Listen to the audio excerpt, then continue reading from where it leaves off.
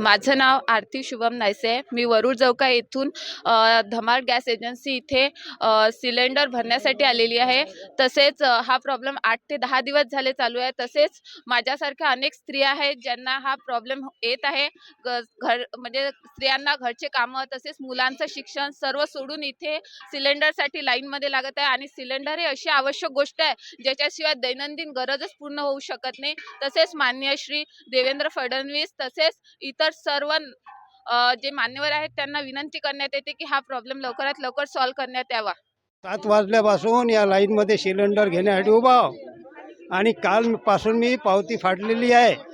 मला अजून सिलेंडर मिळालेलं नाही आणि त्रास होत आहे. ज्येष्ठ नागरिक आहो मी, 75 वर्षाचा. आणि अत्यंत महत्त्वाची गोष्ट आहे म्हणजे गॅस सिलेंडरशिवाय पर्याय नाही आहे. आता चूल वगैरे सर्व हे सिलेंडरची समस्या दूर झाली पाहिजे.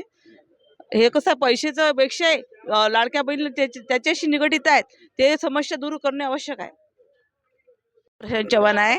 आम्ही 8 दिवसापासून सिलेंडरसाठी फोन चालू आहेत. आमचे शॉर्टेज असल्याच्यानं आम्हाला खूप हे करायला लागून राहिलं. 9 वाजतापासून इथं उभा आहो आम्ही. अजून नंबर लागून नाही राहिला मग आमचा. सर्वांनाच प्रॉब्लेम चालले या गोष्टीचे.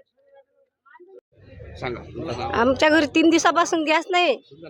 रमाबाई तेलगोटे, आंबोडेश्वर, अकोट. आमच्या घरी गॅस नाही. आमची डिलिव्हरीची बाई घरी आहे.